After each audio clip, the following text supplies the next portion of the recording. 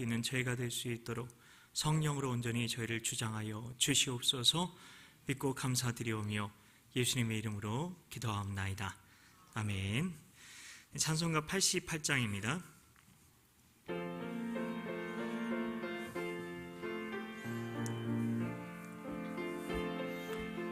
우리 박수며 찬양하겠습니다. 내 진정 사모하는 친구가 되시는 구주 예수님은 아름다워라.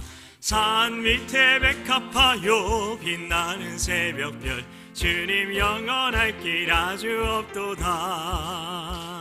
내 맘이 아플 적에 큰 위로 되시며 나 외로울 때 좋은 친구라. 주는 저 산 밑에 백합 빛나는 새벽별 이 땅 위에 비길 것이 없도다.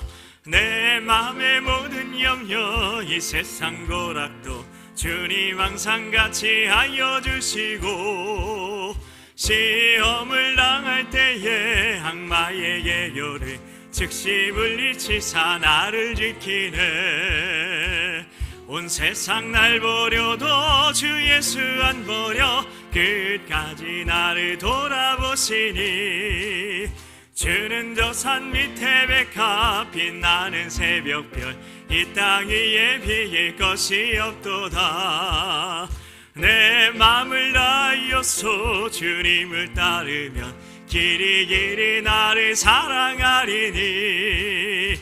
물불이 두렵지 않고 장검도 겁없네. 주는 높은 산성 내 방패시라.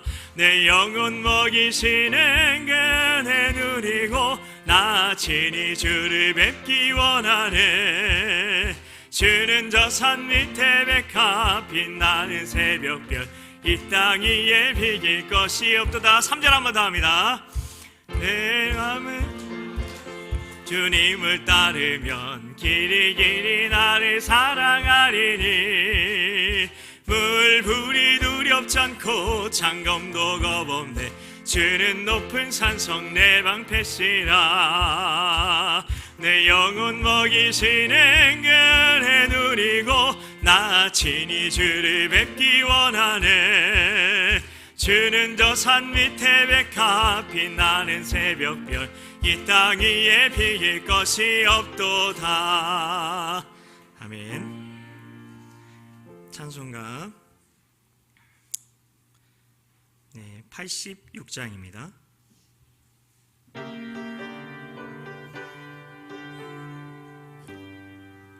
내가 늘 의지하는 예수 나의 상처 입은 심령을 불쌍하게 여기사 위로하여 주시니.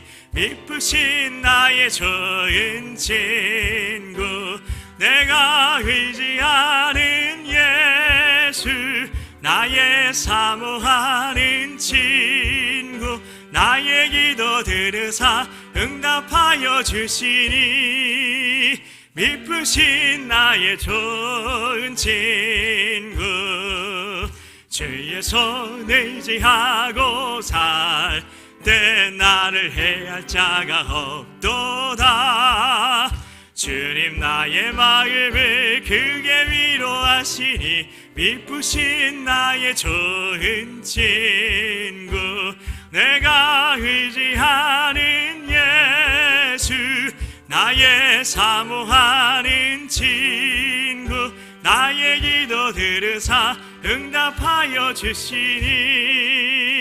미쁘신 나의 좋은 친구 내가 요단강 건너가며 마음이 두려워서 떨 때도 주가 인도하시니 어찌 두려워하랴.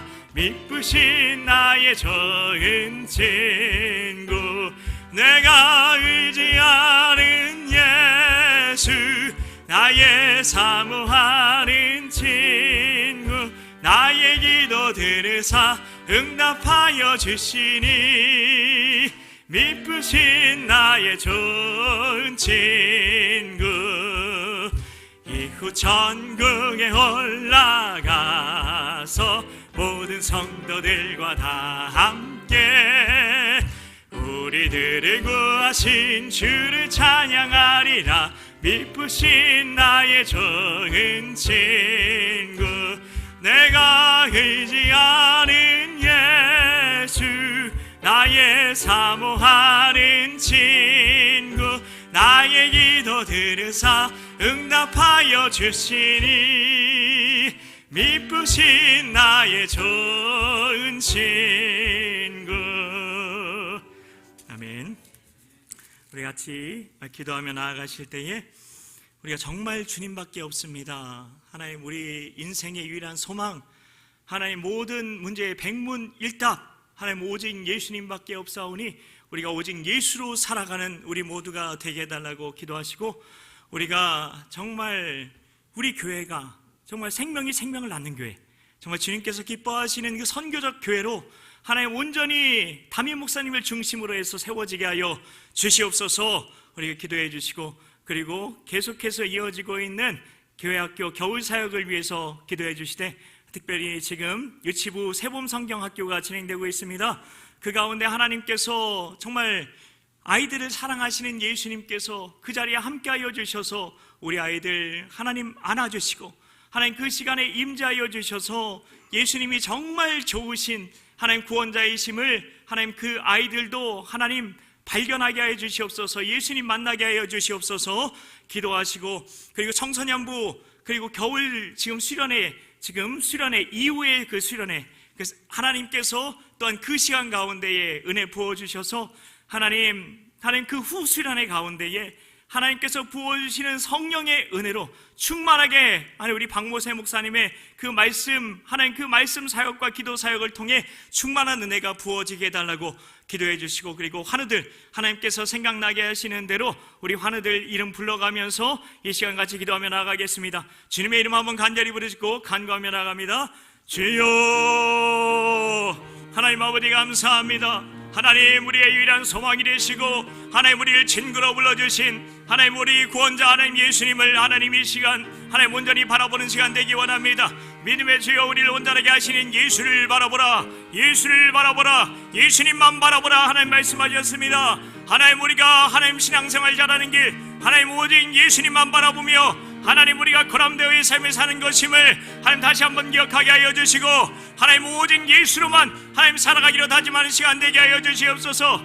우리 인생의 백문일답 오직 예수임을 하나님 우리가 다시 한번 결론 삼고 하나님 오직 예수로 살아가기로 결단하며 다짐하며 나아갈 수 있는 우리가 되게 하여 주시옵소서. 하나님, 그리고 하나님 우리 교회가 생명이 생명을 나누는 교회, 하나님께서 기뻐하시는 교회, 하나님 선교적 교회로 온전히 세워져 갈 수 있도록 하나님 담임 목사님이 빛도로 하여서 하나님 온전히 주님께 더 기뻐하시는 하나님 그 길로 걸어가게 하여 주시옵소서. 하나님 교회학교 겨울사역을 위해 기도합니다. 하나님 특별히 유치부 세봄성경학교 가운데에 어린아이들을 사랑하시고 안아주시고 축복하시는 예수님께서 하나님 그 시간 가운데 성령으로 함께하여 주셔서 하나님 그 시간을 통하여서 아이들 예수님 만나게 하여 주시옵소서. 예수를 구주 삼게 하여 주시고 하나님 우리 아이들 주님 품에 하나님 그 친구처럼 하나님 그들 알아주시고 하나님 맞아주시는 주님 품에 안기는 하나님 그 시간 될 수 있도록 하나님의 임재로 충만하게 함께하여 주시옵소서. 하나님 하늘들 가운데 역사하여 주시옵소서. 주님 피 묻은 손을 안수하여 주셔서 모든 질병의 멍에를 꺾어지게 하여 주시고 예수의 이름으로 안에 온전히 회복되게 하여 주시옵소서. 지혜의 은혜 하나님 우리 모두가 다 경험하게 하여 주시옵소서. 우리가 함께 기도할 때 우리의 기도를 통해 역사하시는 하나님의 뜻이 온전히 이루어질 수 있도록 주여 우리의 기도를 사용하여 주시옵소서. 믿고 감사드리오며 예수님의 이름으로 기도하옵나이다. 아멘. 하나님의 말씀은 구약성경 1234페이지입니다. 1234페이지. 다니엘서 2장 34절 35절 말씀입니다. 우리 한 목소리로 봉독하겠습니다. 또 왕이 본즉 돈되지 아니한 돌이 나와서 신상의 쇠와 진에게 발을 쳐서 부서뜨리매 그때에 쇠와 진흙과 놋과 은과 금이 다 부서져 여름 타작 마당에 겨워같이 되어 바람에 불려간 곳이 없었고 우상을 친 돌은 태산을 이루어 온 세계에 가득하였나이다. 아멘. 주님의 은혜와 평강이 오늘 수요 예배 자리에 나오신 성도님들 모두에게 가득가득하시길 예수님의 이름으로 축복합니다. 역사는 애국심이 파괴적이고 폭력적으로 변할 수 있다는 것을 잘 보여주고 있습니다.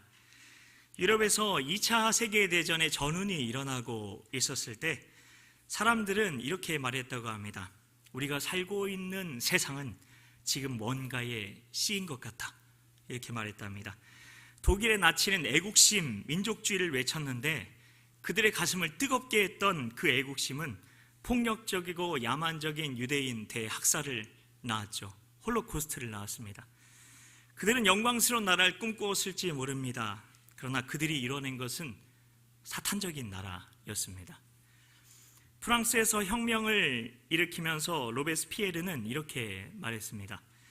우리가 지향하는 목표는 무엇인가? 자유와 평등을 누리는 것이다. 그래서 우리는 공포 정치를 할 수밖에 없다. 이것은 정의다 라고 외쳤습니다. 그런데 공포 정치는 정의였습니까? 불의였습니까? 불의였죠. 네. 결국 로베스피에르 자신도 공포 정치의 희생양이 되어 단두대의 이슬로 사라지게 됩니다. 자유와 평등, 이것도 되게 좋은 거죠. 애국심도 앞에서 얘기했던 애국심도 좋은 거죠. 그런데 왜 이 좋은 것들의 결과가 왜 다 광 모양도 아니고 이 모양, 이 꼴일까요? 왜일까요? 민족애가 우상이 되어버린 거죠. 그러면 우리 인종이 최고다라는 우월감에 빠지게 됩니다. 또 평등을 사랑하는 마음이 사람들의 마음에 왕좌에 앉아버리면, 그래서 그게 우상이 되면 부르주아들에 대한 무조건적인 혐오와 증오와 폭력을 낳게 됩니다. 이렇게 나온 게 공산주의 아닙니까? 죄인인 인간들은 자유, 평등, 애국과 같은 이런 숭고한 가치를 우상으로 바꿔버리는 엄청난 능력을 다들 가지고 있다는 것입니다. 지난번에 로맨스에 대해서 말씀을 드렸을 때 많은 사람들이 하나님과의 관계 속에서만 얻을 수 있었던 그 만족을 로맨틱한 사랑에서 얻으려 한다, 이렇게 말씀을 드렸었는데요.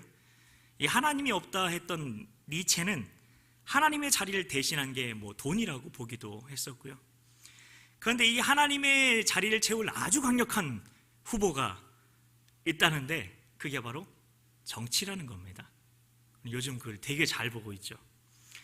우리는 정치에 기대를 걸 수가 있습니다. 그래서 파란 당, 빨간 당에 투표를 하는 겁니다. 정치 지도자가 나라를 구하고 사회를 구하고 심지어 교회를 구할 수도 있다고 생각하는 겁니다. 그건 정치 지도자를 뭘로 보는 거죠? 1번 8원자, 2번 9원자. 그렇죠? 그런 사람들은 정책에 목숨을 겁니다.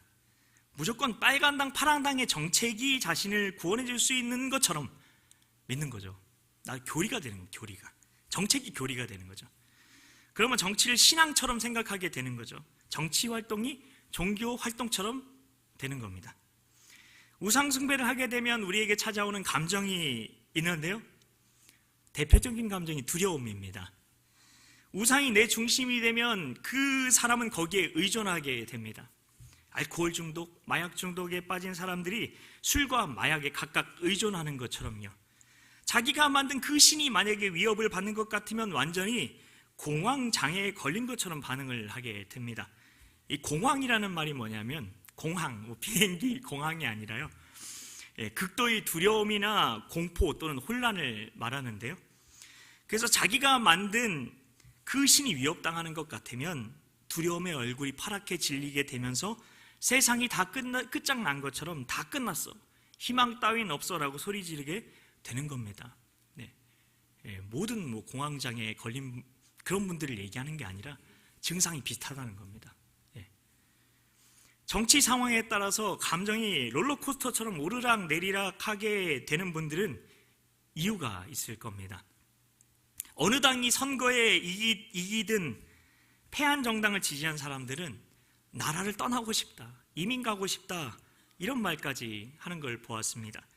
그 정당의 대통령과 함께하는 미래가 두려운 거죠. 네. 근데 잘 생각해보면 역사의 쥐는 누구입니까? 역사를 우리가 뭐라고 하죠? 이미 다 알고 계시잖아요. 네. 역사를 근데 우리는 정치 스토리라고 생각하는 것 같아요. 히스토리인데요. 히스토리가 뭐죠? 히즈 스토리가 합쳐진 거죠. 그의 이야기. 그는 누구입니까? 사람입니까? 하나님입니까? 하나님이죠. 역사는 하나님의 이야기잖아요. 그런데 왜 무슨 정당의 이야기처럼 생각을 하느냐는 겁니다. 왜 이것 때문에 교회가 싸우죠? 왜 이것 때문에 목사님들이 비난을 받아야 하죠? 한 나라의 흥망성쇠에 누가 주관하죠? 네, 무슨 당의 누구입니까? 아니면 오직 하나님이십니까? 우리는 어떤 정당이 권력을 잃으면 모든 게 무너진다고 생각하게 만드는 정치인들에 의해서 놀아나면 안 됩니다. 정치가 하나님이 아니라는 거죠. 정치를 우상으로 만들어 버리면 상대 정당의 정책에 내가 지지하는 부분이 분명히 있어요. 거기에 맞는 것도 있고 내가 동조하는 부분도 있어요. 근데 나랑 맞지 않는 거기에만 집중하면서 무조건 그 정당을 비난하게 되는 거죠. 비판은 좋은 건데 비난은 나쁜 거죠. 비난하게 됩니다. 자기들이 안 되면 나라가 망할 것처럼 몰아가는 것도 정치인들이 하는 행동 아닙니까? 빨간 당, 파란 당, 파란 당, 빨간 당 할 거 없이 다 똑같이 언론에 나와서 하는 행동들 아닙니까? 부목사니까 할 수 있는 설교입니다. 정치가 우상이 되면 나타나는 현상 중 하나는 상대방의 작은 잘못도 잘못이잖아요. 잘못으로 보는 게 아니라 찍어내 버려야 하는 일처럼 보게 됩니다. 침소봉대하는 거죠. 침소봉대가 무슨 뜻입니까? 작은 바늘을 큰 몽둥이만 하다고 생각하는 거 아닙니까? 예전에는 누가 당선이 되든 당선되었으면 제가 어릴 때만 해도 그랬어요. 그 대통령이 나라를 잘 다스릴 수 있도록 지지해주고 기도해주는 것이 국민의 도리, 성도의 도리처럼 생각을 했습니다. 그런데 이제는 그렇지 않다는 겁니다.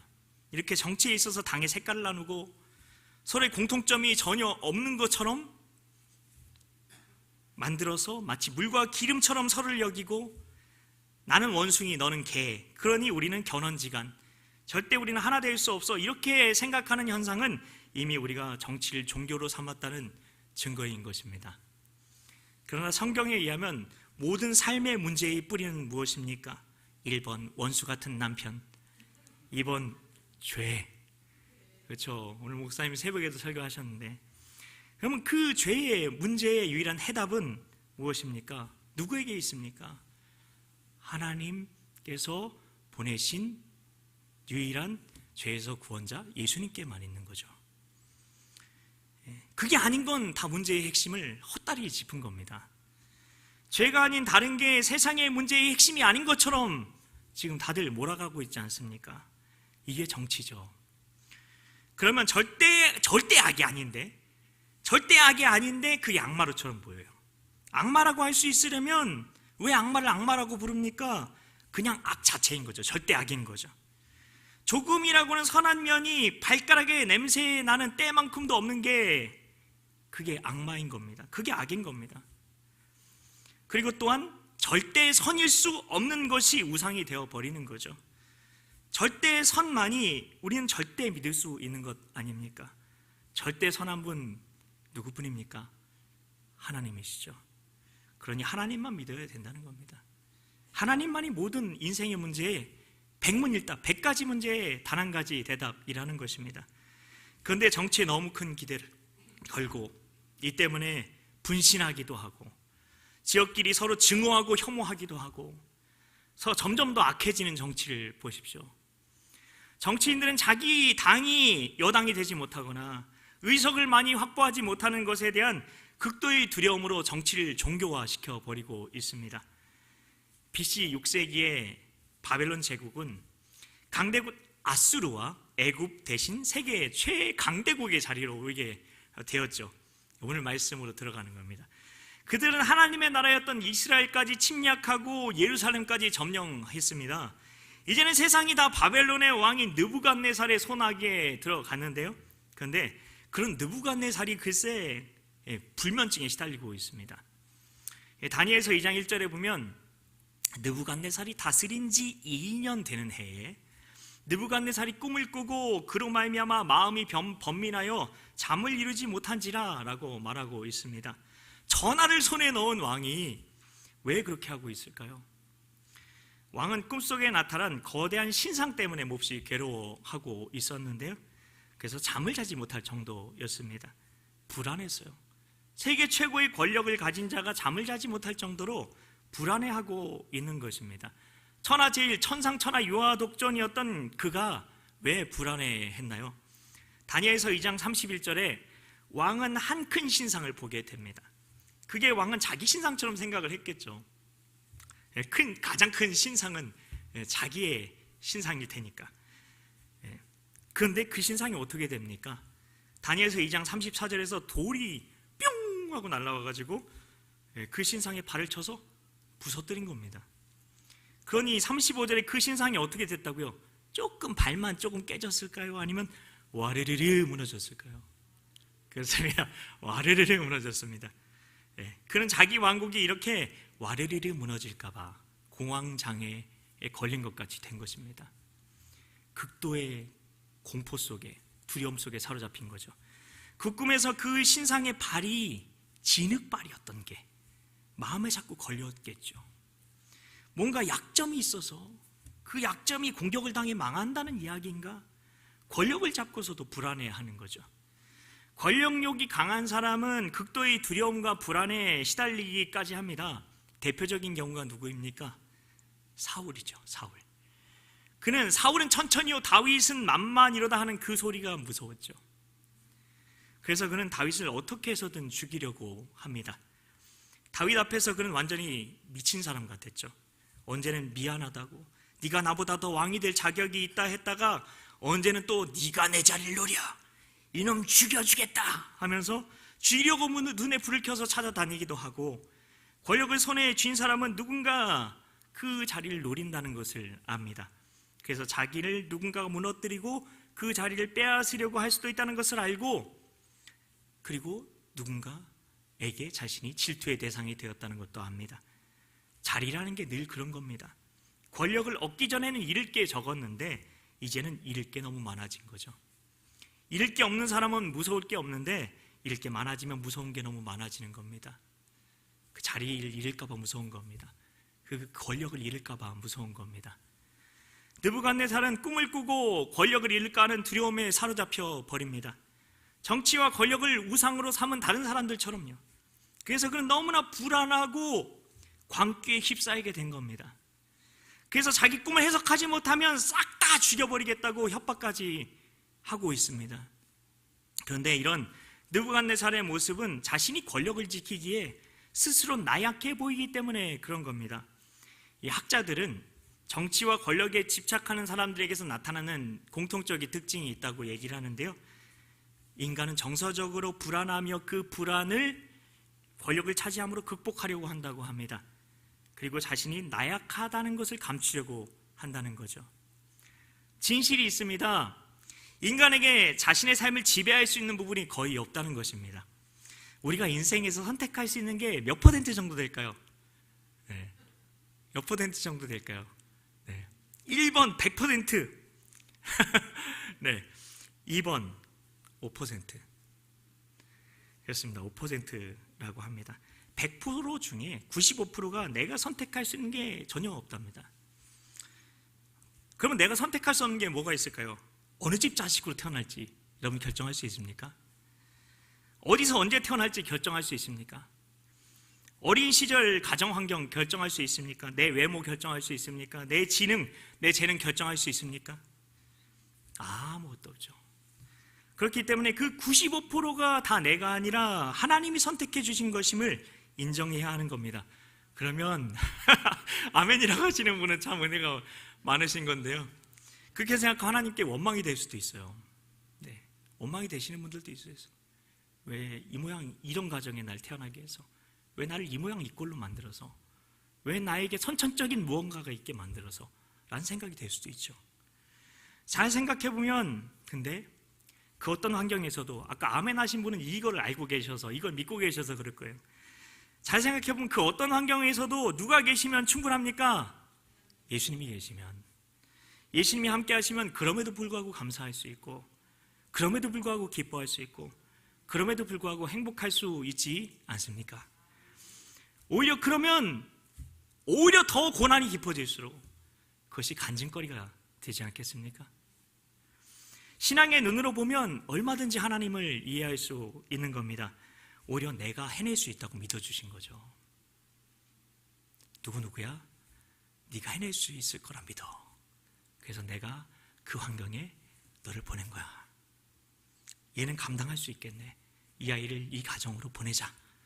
삼위일체 하나님께서 영원하신 지혜로, 영원하신 사랑 가운데 결정하신 거죠. 내 삶의 대부분은 우리를 창조하신 하나님께서 결정해 주신 것입니다. 우린 창조주가 아니라, 우린 창조주가 아니잖아요. 우린 유한하고 하나님을 의지해야만 하는 피조물일 뿐임을 기억해야 한다는 것입니다. 그래서 우리는 내 삶을 지배할 힘이 거의 없다는 겁니다. 이것만 알아도 권력욕에서 자유케 되죠. 어떤 젊은 천재 시인이 있었다고 합니다. 그는 젊은 시절에 얼마나 뛰어난지, 되게 뛰어난 천재 시인이었어요. 자신의 뛰어남을, 자신의 천재성을 자랑하는 시까지 썼어요. 근데 이게 교만이죠. 잘 생각해보면, 근데 그에게 문학적인 재능을 하나님이 안 주셨으면 그가 어떻게 됐을까요? 그가 만약에 지능이 낮게 태어났더라면 어떻게 됐을까요? 학교에 다닐 경제 형편이 안 되는 가정에서 태어났으면 어떻게 됐을까요? 그랬더라도 그가 이런 천재 시인이 될 수 있었을까요? 하나님께서 그가 이런 시인이 될 수 있도록 만들어 주신 거죠. 그렇게 자신이 대단하다고 찬양했던 그 시인은 자녀의 죽음 앞에서 느부갓네살처럼 자기의 무능함을 보게 되었고, 결국 그는 주저앉아서 다시 일어나지 못하게 되었다고 합니다. 교만이 패망의 선봉이라는 말씀처럼 된 것이죠. 인간 모두는 이처럼 자신이 무능해지지 않을까 하는 두려움이 있습니다. 누구에게나 있습니다. 가장 그래서 우리가 무서워하는 질병이 뭐죠? 치매죠. 치매. 이 두려움이 왜 우리에게 왔을까요? 하나님이 계셔야 하는 인생의 보좌에 다른 게 앉아 있어서 그런 거죠. 정치, 권력 이런 거는 나랑은 상관없어요. 그냥 나는 뭐 가방끈도 짧고 가진 것도 없고 그냥 평범한 소시민이에요. 이렇게 말씀하시는 분들도 계실 수 있을 것 같은데요. 그러나 그게 아닙니다. 누군가와 대화를 할 때 말다툼을 해서라도 자기가 이기려고 들고, 자신이 어떤 모임의 회장도 아닌데 늘 회장 행세를 하려고 하고, 교회 안에서 신앙 이야기를 하는데 자기 생각이랑 맞지 않고 자기가 보기에 믿음이 없어 보이는 것 같으면 거칠게 대하며 쏘아붙이는 말을 하고 쏘아보는 시선으로 그 사람을 바라본다면, 우리 교회는 이런 분이 없어요. 네, 없는데 이런 분들은 다른 사람에게 권력을 행하는 것에서 이것이 내 삶의 이유라 생각하고 인생의 이유를 상대방에게 권력을 행사하는 데서 찾는 거죠. 그런 데서 내가 살아야 할 이유를 찾는 겁니다. 내가 무력하고 내가 나약하다는 것을 그렇게 해서 포장하려고 하는 거죠. 실제로는 하여튼 강한 자 앞에서는 약하면서 약한 자 앞에서 군림하려고 하는 거죠. 권력을 우상으로 삼는 사람들이 교회 안에서 이렇게 나타나기도 한다는 것입니다. 그리고 이런 권력을 우상으로 섬기는 남자들 중에는 여러 이성과 그런 관계를, 성적인 관계를 하죠. 그리고 관계를 가지면 그 여자를 떠납니다.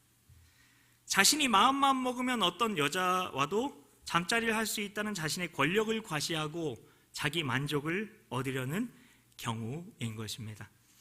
권력으로 우상으로 삼는 사람들은 정치인만이 아니라는 겁니다. 일상 속에서도 얼마든지 볼 수 있습니다. 동네 양아치들일 수도 있고요, 경비원 할아버지에게 갑질한 주민일 수도 있고요, 권력을 우상으로 섬기는 사람들은 참 많이 있습니다. 다시 느부갓네살의 이야기로 돌아가겠습니다. 느부갓네살에게 있었던 종교인들은, 박수와 그 술사들은 어느 누구도 그의 꿈을 해몽해 줄 수가 없었죠. 결국 이스라엘에서 끌려온 포로 출신이었던 다니엘이 불려오게 됩니다. 근데 그가 어떻게 합니까? 왕이 말하기도 전에 그 꿈의 내용이 어떤 것인지 그 내용까지 말하고 해몽까지 해버리는 겁니다. 그런데 그 꿈풀이가 어떤 것이었습니까? 느부갓네살이 본 신상은 세상 나라들이었죠. 나라를 이루는 가장 중요한 게 무엇이죠? 권력이죠. 그래서 하나님 나라를 우리는 무엇이라고 얘기합니까? 통치, 주권, 다스림이라고 이야기를 합니다. 그래서 느부갓네살이 본 이 거대한 신상은 인간의 권력욕과 성취욕이 한데 어우러져 만들어진 거대한 우상이었던 것입니다. 그런데 그 신상이 글쎄 무엇 때문에 무너지게 됩니까? 돌 때문이었죠. 금속으로 된 신상이 돌 때문에 무너진 겁니다. 이건 마치 철기로 만든 무기가 석기로 만든 무기에게 산산조각 나는 것과 똑같은 거죠. 근데 이 돌의 특징이 무엇입니까? 다니엘서 2장 34절에 보면 손대지 아니한 것이었습니다. 이 말이 무엇입니까?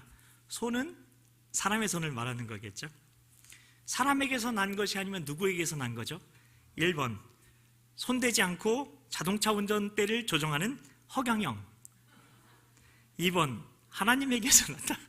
그렇습니다. 아까 말씀하신 것처럼 하나님에게서 났다는 것입니다. 그 돌이요. 이 돌은 다니엘서 2장 44절에서 다니엘이 말한 것처럼 하나님 나라를 말하는 것이었습니다. 이 꿈 해몽대로면 느부갓네살은 신에 대한 자기 믿음을 바꿔버려야만 했습니다. 그는 이 세상에 여러 신들이 있다는 믿음으로 살았을 것입니다. 그런 그에게 신은 오직 하나님밖에 없다. 그러니 그 신 앞에서 자기 인생을 결산해야 한다는 것을 알려주시려고 그 꿈을 주신 거죠. 그래서 그는 다니엘서 2장 47절에 이렇게 고백합니다. 왕이 대답하여 다니엘에게 이르되 너희 하나님은 참으로 모든 신들의 신이시요 모든 왕의 주제시로다. 느부갓네살 왕은 하나님이 모든 왕의 주제시라고 고백을 하는데요, 주제시라는 말이 무슨 뜻이냐면 주인이라는 뜻입니다. 하나님만이 모든 왕의 주인이라고 고백한 겁니다. 세상 최고 권력자가 하나님 앞에서 자신을 하나님의 종이라고 고백한 거죠. 이렇게 느부갓네살은 하나님 앞에서 자신을 낮춘 것 같습니다. 그런데 다니엘서 4장에 보면 느부갓네살이 또 꿈을 꾸네요. 그는 이 꿈을 꾸고 또 두려워합니다. 또 두려워해요. 꿈속에 큰 나무가 보이는데 큰 신상, 큰 나무 비슷하죠. 그 높이가 하늘에 닿을 정도였어요. 오죽하면 땅 끝에서도 보일 정도로 그 나무가 컸는데 모든 생물이 그 나무에서 먹을 것을 얻었다고 합니다. 그런데 그 나무를 베라, 찍어버리라는 소리가 들리는 겁니다. 구체적으로 어떤 말이 들렸나요? 그 뿌리에 그루터기를 땅에 남겨두고 또 그 마음은 변하여 사람의 마음 같지 아니하고 짐승의 마음을 받아 7대를 지내리라. 왕은 꿈에서 본 환상이 생생하고 그 음성이 분명해서 다니엘을 불러들였는데 평소와 다르게 다니엘이 주저합니다. 꿈풀이를 주저하고 있는 거죠. 다니엘서 4장 19절입니다. 벨드사살이라 이름한 다니엘이 한동안 놀라며 마음으로 번민하는지라. 다니엘은 이 꿈이 느부갓네살에게 이루어지지 않기를 바란다면서 꿈의 해몽을 해줍니다. 왕이 짐승처럼 7대를 살게 된다는 겁니다. 그런데 희망이 있었습니다. 그건 뿌리에 그루터기는 남겨두어라 말씀하신 거죠. 그렇기 때문에 느부갓네살에게 이런 끔찍한 일이 일어나는 것에 대한 하나님의 뜻은 재앙과 파멸이 아니라는 거죠. 하나님께서는 그를 징계하시기 원하셨던 것입니다. 그래서 다니엘은 느부갓네살에게 이렇게 말합니다. 다니엘서 4장 27절입니다. 그런즉 왕이여 내가 아뢰는 것을 받으시고 공의를 행함으로 죄를 사하고 가난한 자를 긍휼히 여김으로 죄악을 사하소서. 그리하시면 왕의 평안함이 혹시 장구하리이다 하니라. 하나님은 느부갓네살이 회개하기를 바라셨던 겁니다. 입술로는 하나님께 하나님의 모든 왕의 주제시라고 해놓고 그의 삶은 전혀 변하지 않은 겁니다. 회개했더라면 느부갓네살은 공의를 행했어야 하는 겁니다. 특히 다니엘이 근데 반복적으로 말했던 것이 무엇입니까? 1번 절대로 용서하지 말래이. 2번 죄를 사하라. 그렇습니다. 죄를 사하라. 이 말은 다른 누군가의 죄를 용서해 주라는 뜻인가요? 아니면 느부갓네살이 하나님께 죄를 고백하고 용서를 받으라는 뜻인가요? 그렇습니다. 제 답은 늘 두 번째. 하나님께 느부갓네살이 죄 용서를 받으라는 겁니다. 하나님께서 느부갓네살에게 주시려고 했던 교훈은 무엇이었을까요? 다니엘서 4장 17절입니다. 이는 순찰자들의 명령대로요 거룩한 자들의 말대로이니 지극히 높으신 이가 사람의 나라를 다스리시며 자기의 뜻대로 그것을 누구에게든지 주시며 또 지극히 천한 자를 그 위에 세우시는 줄을 사람들이 알게 하려 함이라 하였느니라.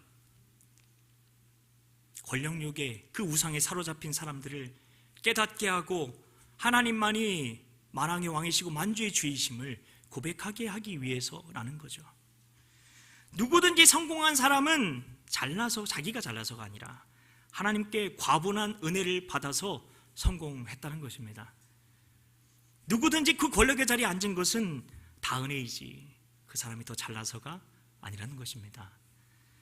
마지막까지 하나님께서는 느부갓네살의 마음을 살펴보시는데요. 그런데 다니엘서 4장 29절 30절입니다.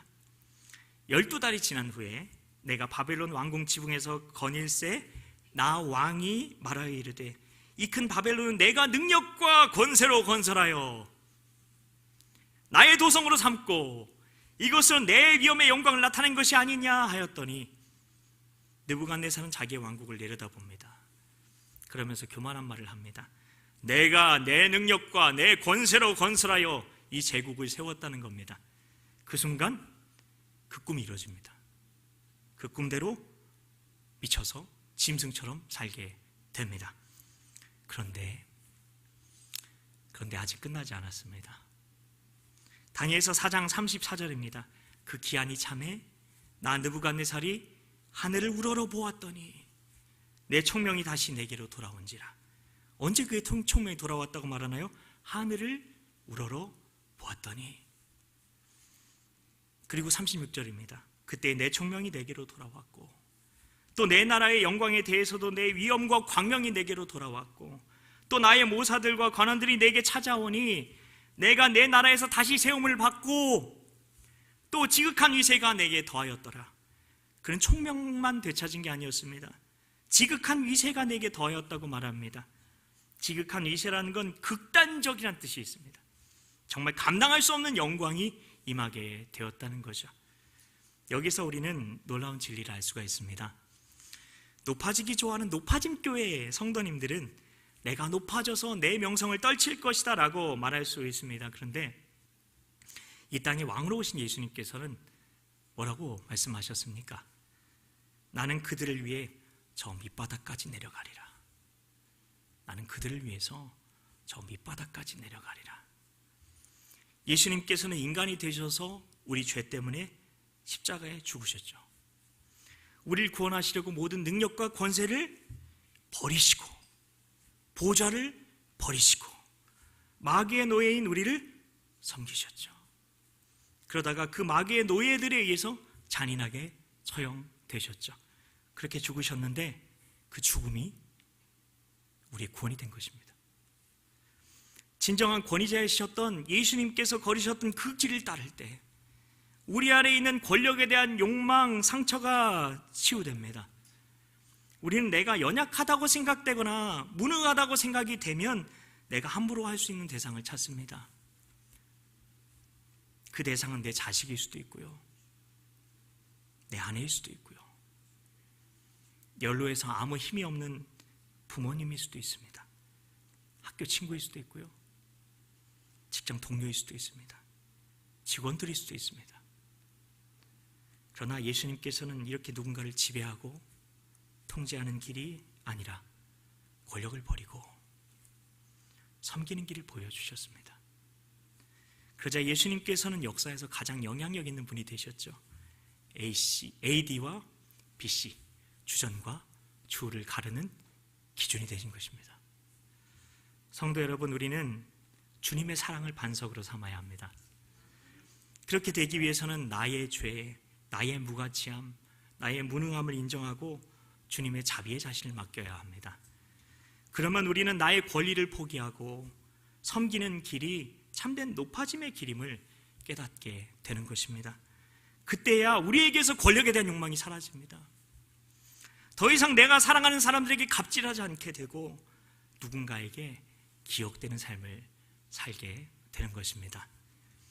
우리가 높아지면 그가 낮추시고 우리가 낮아지면 그가 높이신다는 이 진리를 꼭 기억하시고 섬김의 주님을 따라 섬김의 길로 꼭 걸어가시는 우리 모두가 되길 예수님 이름으로 축복합니다.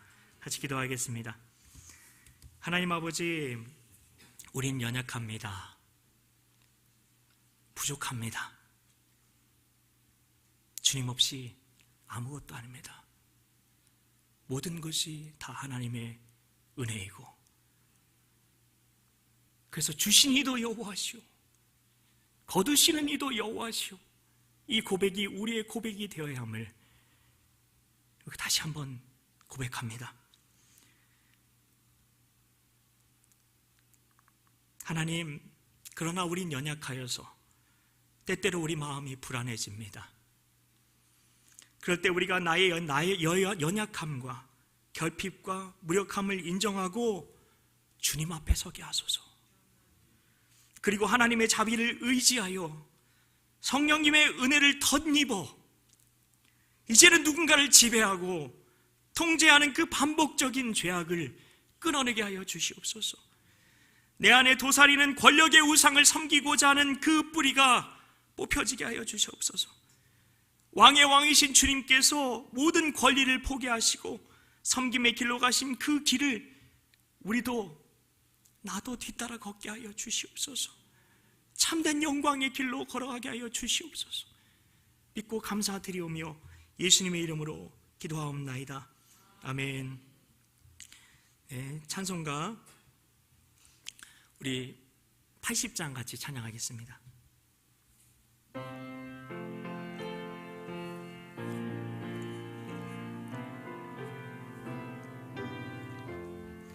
천지에 있는 이름 중 귀하고 높은 이름, 주 나시기 전 지으신 구주의 이름 예수.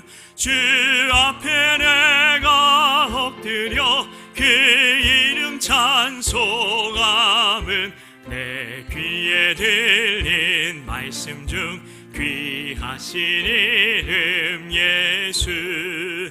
주 십자가에 달릴 때 명패에 쓰인 대로 저 유대인의 왕이요 곧 우리 왕이시라. 주 앞에 내가 엎드려 그 이름 찬송함은 내 귀에 들린 말씀 중 귀하신 이름 예수. 지금도 살아계셔서 언제나 하시는 일, 나 같은 죄인 부르사 참 소망 주시로다. 주 앞에 내가 엎드려 그 이름 찬송함은 내 귀에 들린 말씀 중 귀하신 이름 예수. 주 예수께서 영원히 어제나 오늘이나 그 이름으로 우리에게 참 복을 내리신다. 주 앞에 내가 엎드려 그 이름 찬송함은 내 귀에 들린 말씀 중 귀하신 이름 예 4절 한 번 더 합니다. 주 예수께서 영원히 어제나 오늘이나 그 이름으로 우리에게 참 복을 내리신다. 주 앞에 내가 엎드려 그 이름 찬송함은 내 귀에 들린 말씀 중 귀하신 이름 예수. 아멘. 아멘. 네, 교회 소식 전하기 전에 성도의 교제 시간 갖도록 하겠습니다. 우리 옆에 계신 성도님 바라보시면서 당신은 왕같은 제사장이십니다. 당신은 왕의 자녀이십니다. 네, 사랑하고 축복합니다. 네, 교회 소식 전하겠습니다. 네, 먼저 교육부서 성경학교 및 지금 수련회가 계속해서 진행되는 것 다 아실 것입니다. 일정 기억하시고 교회학교 겨울 사역을 위해서 함께 기도해 주시고요. 특별히 유치부 세범성경학교가 계속해서 진행이 되고 있습니다. 이번 주 토요일 주일까지 이어지게 되는데 우리 아이들 정말 아이들 너무나 사랑하시는 그 예수님 꼭 만나는 시간 될 수 있도록 기도해 주시기 바랍니다. 다음 소식입니다. 네, 오경통한 사순절, 목사님께서 오동통한 사순절 얘기하셨는데 정말 오경을 우리가 통한 사순절이 될 때 우리 신앙이 오동통하게 살질 줄 믿습니다. 그래서 사순절을 맞아서 모세오경, 창세기, 출애굽기, 레위기, 민수기, 신명기 정말 그 통독을 함께 하실 분의 신청을 받습니다. 왜 이 모세오경을 목사님께서 사순절에 하자고 하셨을까요?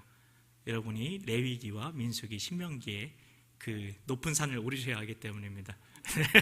네, 그게 진짜 고난의 길을 걸으시는 것일 텐데 그 통과하실 때에 정말 큰 은혜가 있을 줄 믿습니다. 자, 2025년 상반기 장학생 신청을 받고 있습니다. 제출 서류는 이렇게 재학 증빙 서류 하나면 되고요. 장학금은 전 후반기 중 1회만 신청 가능하니까요. 신청 마감 기한이 얼마 남지 않았습니다. 주변에 신청 대상이 되시는 분들은 꼭 신청하실 수 있도록 꼭 이렇게 전달해 주시기 바랍니다. 청년회 차원에서는 계속해서 광고를 하고 있습니다. 장학금 신청서는 사무실에 비치되어 있습니다. 그리고 연말정산서가 필요하신 성도님들께서는 사무실로 신청해 주시기 바랍니다. 특급 송달해 드리겠습니다. 그리고 환우들을 위해서 계속해서 기도해 주시기 바라겠고요. 정말 좋은 소식입니다. 출산 조서광 성도님, 신우리 집사님 가정에서 등남을 하셨습니다. 오늘 그래서 위에서 계속해서 아이가 건강하게 신앙 안에서 잘 자랄 수 있도록 기도해 주시고 어떤 축복의 문자 같은 거 남겨주시면 감사하겠습니다. 네, 담임 목사님께서 잘 다녀오셨습니다. 네, 잘 다녀오셨다고 광고하는 겁니다. 자, 이제 교회 소식 다 우리가 전했고요. 우리 주기도문 하심으로 예배를 마치도록 하겠습니다. 하늘에 계신 우리 아버지, 아버지의 이름을 거룩하게 하시며 아버지의 나라가 오게 하시며 아버지의 뜻이 하늘에서와 같이 땅에서도 이루어지게 하소서. 오늘 우리에게 일용할 양식을 주시고 우리가 우리에게 잘못한 사람을 용서하여 준 것 같이 우리 죄를 용서하여 주시고 우리를 시험에 빠지지 않게 하시고 악에서 구하소서. 나라와 권능과 영광이 영원히 아버지의 것입니다. 아멘.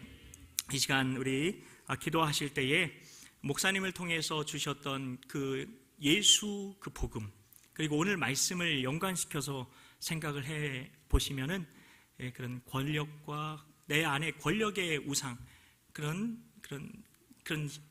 우상이 내 안에 자리 잡고 있지는 않은지 내가 스스로 정말 성령님 안에서 깨닫게 될 것입니다. 그래서 성령님 이 시간 정말 내 안에 그런 권력의 그런 그 우상 지배하려는 그 우상이 내 안에 자리 잡고 있지는 않았는지 담임 목사님의 그 말씀을 통하여서 깨닫게 하여 주시옵소서. 그렇게 기도하는 시간 되셨으면 좋겠고요.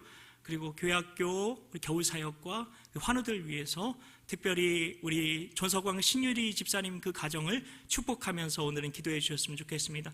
주님의 이름 한번 간절히 부르짖고 간구하며 나아갑니다. 주여